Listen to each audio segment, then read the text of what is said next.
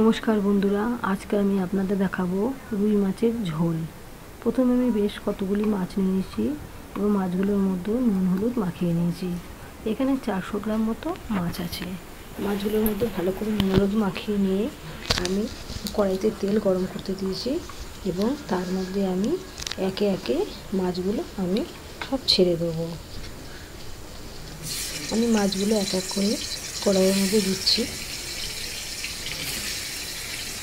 মাছগুলো আমি ভালো করে এপিট ওপিট দুপিট ভালো করে লাল লাল করে ভেজে নেব। আমার মাছগুলো দেওয়া হয়ে গেলে এরপর আমি স্পিডটা বাড়িয়ে রেখেছি গ্যাসের এবং এক পিঠ আমার মাছগুলো ভালোভাবে ভাজা হয়ে গেছে এবং মাঝে মাঝে গ্যাসটা একটু কমিয়েও দিতে হবে, না হলে মাছগুলো পুড়ে যেতে পারে।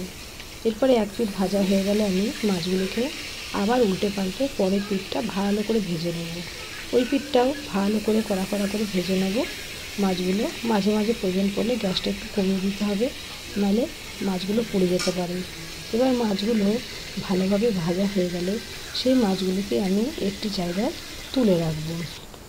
মাছগুলো আমি সব দেখে একটি পাত্রে তুলে রেখেছি এবং কড়াইতে যে গরম তেলটা ছিল, মাছ ভাজার যে তেলটা ছিল, সেই তেলে যদি প্রয়োজন পড়ে আপনারা আর একটু তেল দিতে পারেন, আর প্রয়োজন না পড়লে ওই তেলের মধ্যেই আপনারা খানিকটা পাঁচফোড়ন, অল্প একটু পাঁচফোড়ন দিয়ে দেবেন এবং দেওয়ার পরে তার মধ্যে বেশ কতগুলো আলু, আমি একটা বড় সাইজের একটা আলু নিয়েছি, সেই আলুটা কেটে সেই আলুটি আমি এই তেলের মধ্যে দিয়ে দিলাম।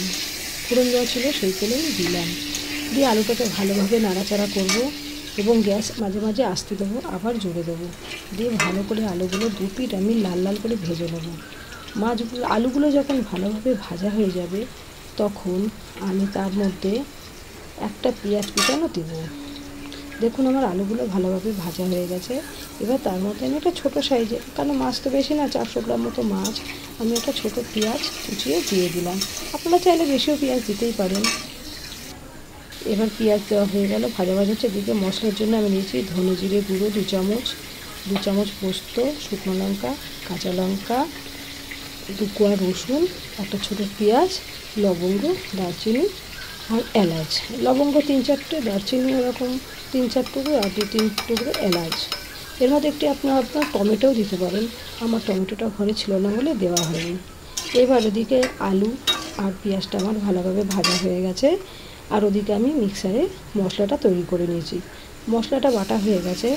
এবার আমি মশলাটা ওই ভাজা আলুর মধ্যে আমি দিয়ে দেবো এবং তারপরে একে একে পরিমাণ মতো নুন আর ওই হলুদ আর একটু কাশ্মীরি লঙ্কার গুঁড়ো দেবো। আর দেখলেন মিক্সারের যে একটুখানি সামান্য জল দিতে হবে যাতে মশলাটা না পুড়ে যায়, তার জন্য আমি একটুখানি সামান্য জল দিয়েছি। আর দেখেন পরিমাণ মতো নুন দিলাম। এরপরে আমি একটু হলুদ দেবো, যতটা দরকার ততটা আমি হলুদ দেবো এবং আমি যেহেতু এখানে টমেটো ব্যবহার করিনি তাই জন্য আমি একটু কাশ্মীরি লঙ্কার গুঁড়ো দেবো। আপনারা চাইলে দুটোও দিতে পারেন, অসুবিধা কিছু নেই। কাশ্মীরি লঙ্কার গুঁড়োটা দিলে কি তরকারির কালারটা বেশ সুন্দর আসবে।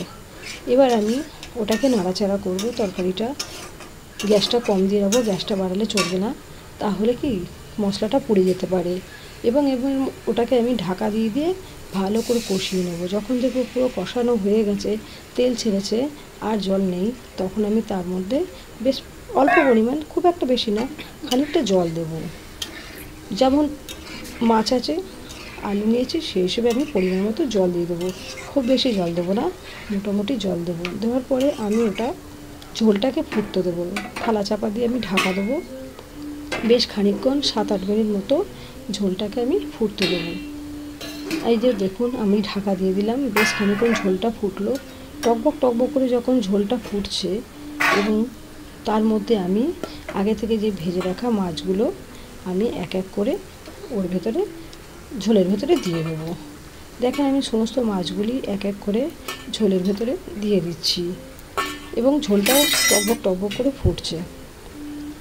এইভাবে বেশ খানিকক্ষণ ঝোলটা ফুটবে, ঢাকা দিয়ে মাছের ঝোলটা ফুটিয়ে নেব। ফোটানো হয়ে গেলে যখন ঝোলটা একটু গাঢ় হয়ে আসবে তখন আমি ঝোলটাকে নামিয়ে নেব। দেখুন আমার ঝোলটা এখনও ফুটছে। আমি একটা থালা চাপা দিয়ে দিলাম। ঝোলটা ফোটার পরে দেখেন এরকম হয়েছে। এরপরে ঝোলটা আমি নামিয়ে নেব। যদি আপনাদের রেসিপিটি ভালো লেগে থাকে তাহলে অবশ্যই জানাবেন। ধন্যবাদ।